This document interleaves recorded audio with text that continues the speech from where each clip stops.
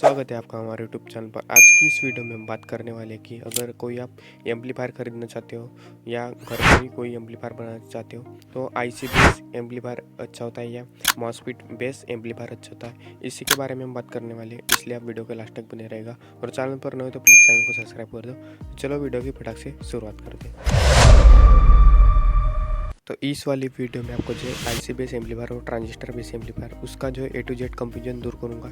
कौन सा अच्छा होता है, म्यूजिक क्वालिटी के लिए कौन सा अच्छा होता है, कार के लिए कौन सा अच्छा होता है, घर के लिए कौन सा अच्छा होता है, कोई किसकी प्राइस जो ज़्यादा कम होती है, तो उसके बारे में हम सब कुछ A to Z बात करने वाले हैं। इसलिए आप वीडियो का लास्ट तक बने रहेगा।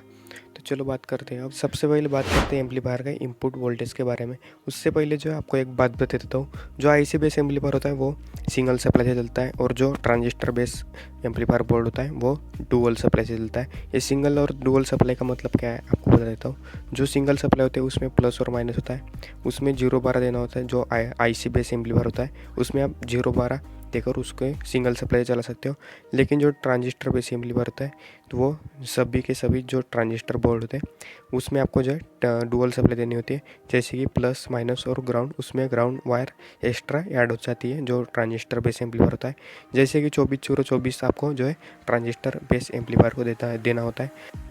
सभी ट्रांजिस्टर बेस एम्पलीफायर होते हैं वो डुअल सप्लाई से चलते हैं, यानी कि 24/24 आप मान लो डुअल सप्लाई।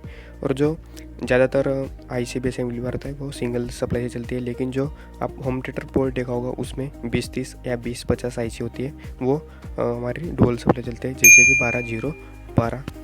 अब बात करते हैं कि ट्रांजिस्टर एम्पलीफायर को कितने वोल्ट देने होते हैं और आईसी बेस एम्पलीफायर को कितने वोल्ट हमको देने होते हैं। तो हम जो है ट्रांसफार्मर से भी उसको इनपुट वोल्टेज दे सकते हो और जो पावर सप्लाई होती है यानी कि एसएमपी सप्लाई बोलते हैं उससे भी हम उसको जो है इनपुट वोल्ट दे सकते हैं। लेकिन जो बड़े बड़े एम्पलीफायर हो गए जो ट्रांजिस्टर बेस एम्पलीफायर होते हैं उसमें ज़्यादातर क्या होता है, ये भी क्लास ए बी या क्लास एच एम्पलीफायर होते हैं बड़े बड़े, उसमें जो ट्रांसफार्मर का यूज़ किया जाता है ज़्यादातर, क्योंकि ट्रांसफार्मर में बहुत ज़्यादा पावर होती है।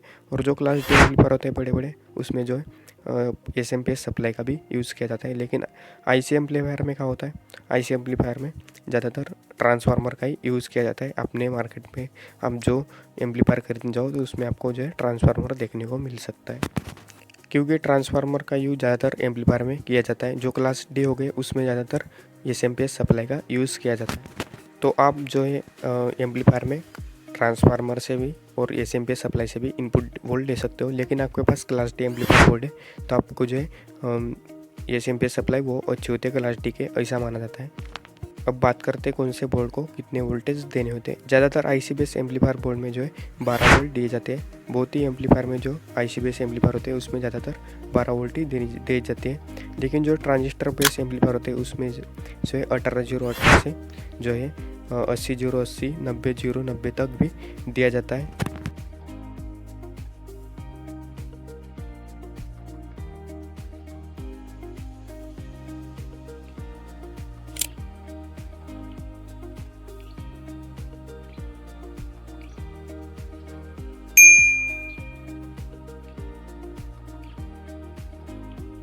इसलिए जो ट्रांजिस्टर बेस एम्पलीफायर होते हैं उसमें ज़्यादा एम्पियर दिए जाते हैं।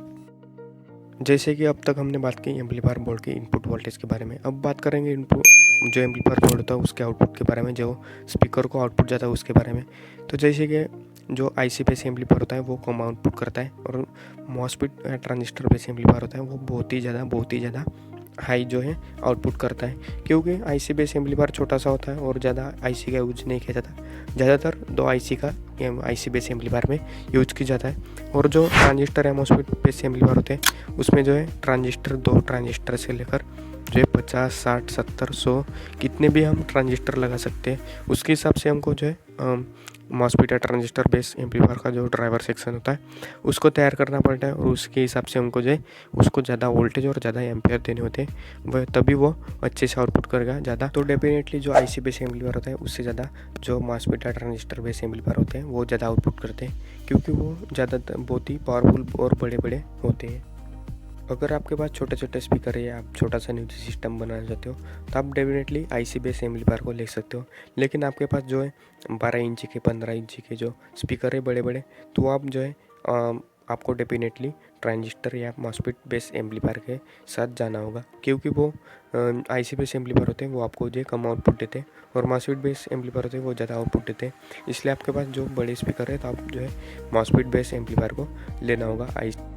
तो जैसे कि हमने अब तक बात की इनपुट वोल्टेज और आउटपुट वोल्टेज के बारे में बात की, अब हम बात करते हैं आईसी बेस एम्पलीफायर होता है उसके प्राइस की और जो मॉस्फेट या ट्रांजिस्टर बेस होता है उसकी प्राइस की।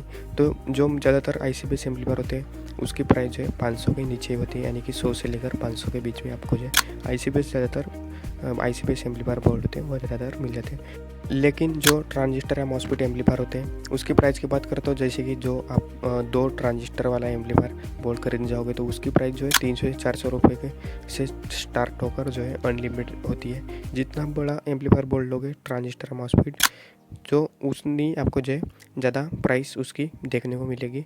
जितना बड़ा एम्पलीफायर बोर्ड लोगे उतनी ज़्यादा प्राइस आपको देखने को मिलेगी। तो प्राइस की बात करें तो डेफिनेटली आईसी बेस एम्पलीफायर होते हैं वो जो ट्रांजिस्टर या मॉस्फेट एम्पलीफायर होते हैं उसके मुकाबले बहुत ही सस्ते होते हैं, और जो ट्रांजिस्टर या मॉस्फेट एम्पलीफायर होते हैं वो महंगे होते हैं, क्योंकि ट्रांजिस्टर और मॉस्फेट की जो हम खरीदने जाए ओरिजिनल वाले तो वो काफ़ी मार्केट में महंगे मिलते हैं।